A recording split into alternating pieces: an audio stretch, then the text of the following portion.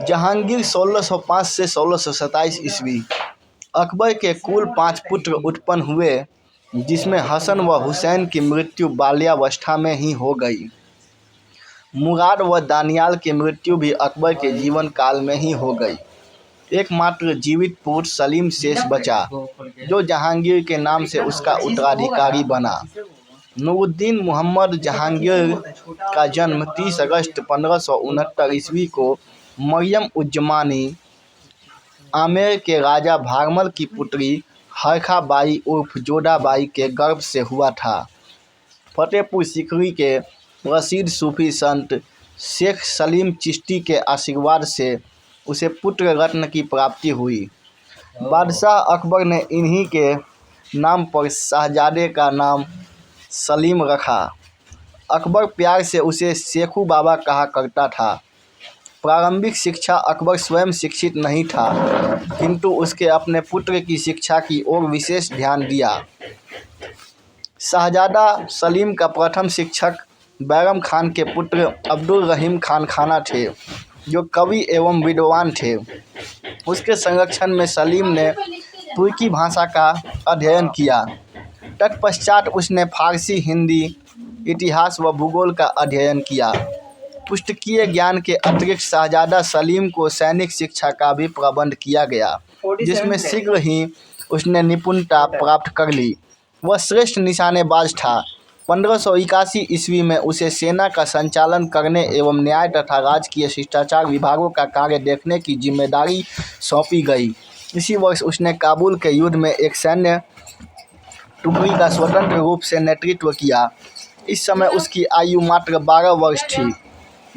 उसका पहला विवाह अंबर जयपुर के राजा भगवान दास की पुत्री व राजा मानसिंह की बहन मानबाई से 1585 ईस्वी में हुआ।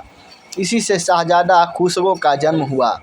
मानबाई को सलीम ने शाह बेगम का पद प्रदान किया था, किंतु बाद में उसने अत्यधिक अफीम खाकर आत्महत्या कर ली थी। शाह बेगम को इलाहाबाद में खुल्दाबाद के बाग में दफनाया गया।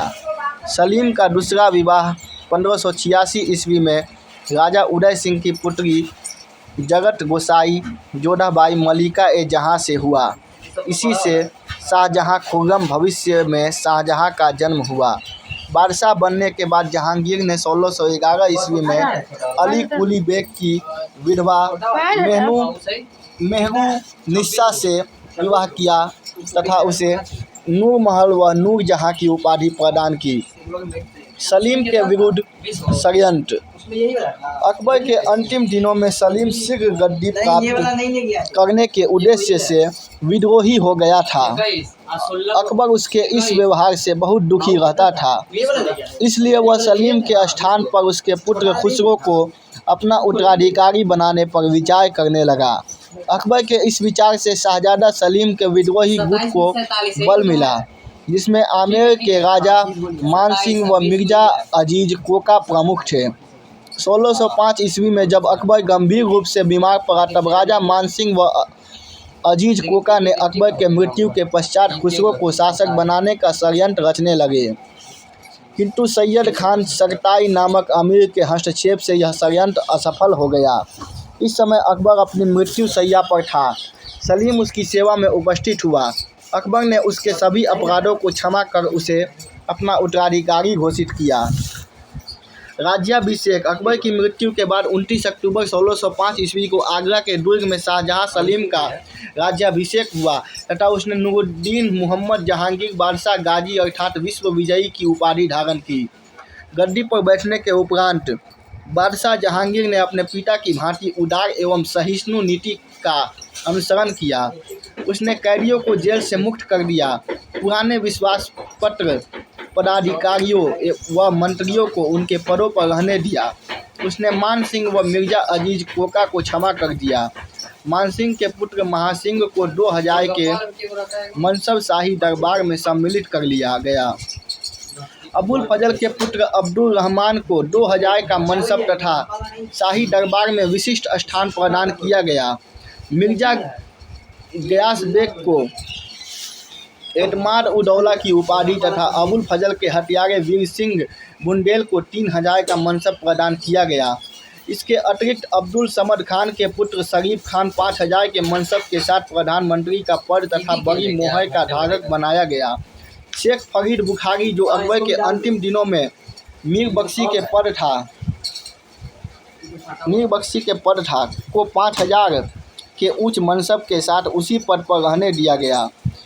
इस प्रकार जहांगीर ने अपने निकट मित्रों व वफादार साथियों को प्रमुख पद प्रदान कर शाही मंत्रालय का पुनर्गठन किया। जहांगीर एक न्यायप्रिय शासक था।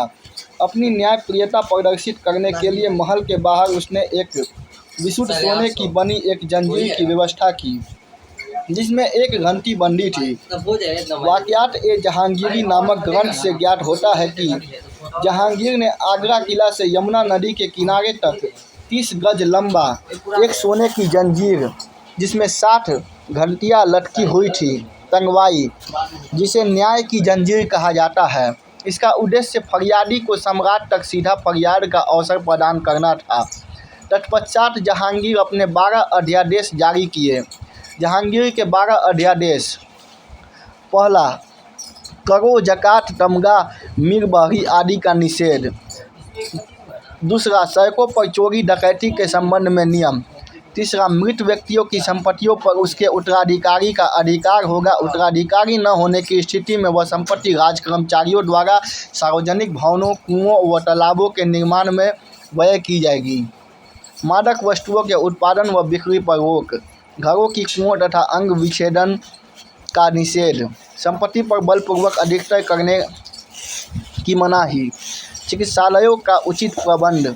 निश्चित दिनों जैसे बृहस्पतिवार को जहांगीर के सिंहासनारोहण के दिन व रविवार को अकबर के जन्मदिन पर पशुवध निषिद्ध। रविवार के प्रति सम्मान। जागीरों तथा मनसबों का सामान्य प्रमाणीकरण। मदर ए मास आइमा भूमि का प्रमाणीकरण। बंदियों को क्षमादान। शाहजादा खुसरो का विद्रोह 1606 ईस्वी। शाहजादा खुसरो जहांगीर की राजपूत पत्नी मानबाई से उत्पन्न पुत्र था। यह जहांगीर का ज्येष्ठ पुत्र था। वह व्यवहार कुशल, मधुरभाषी व लोकप्रिय शाहजादा था। शाहजादा सलीम जहांगीर की प्रवृत्ति से दुखी होकर अकबर ने इसे अपना उत्तराधिकारी घोषित करने का विचार किया था। राजा मानसिंह व मिर्जा अजीज कोका आदि ने एक षड्यंत्र कर शाहजादा सलीम के स्थान पर खुसरो को गद्दी पर बैठाना चाहते थे, वे किंतु सफल नहीं हुए। गद्दी प्राप्त करने के बाद जहांगीर खुसरो की तरफ से पूरी तरह आश्वस्त नहीं था, अतः उसे आगरे के किले में रखा तथा उस पर कड़ी नज़र रखने का आदेश दिया। शाहजादा खुसरो बादशाह जहांगीर के इस व्यवहार से क्षुब्ध रहता था। 6 अप्रैल 1606 ईस्वी को वह अकबर के मकबरे की यात्रा के बहाने आगरा से भाग निकला तथा विद्रोह। बाकी अगले पाठ में।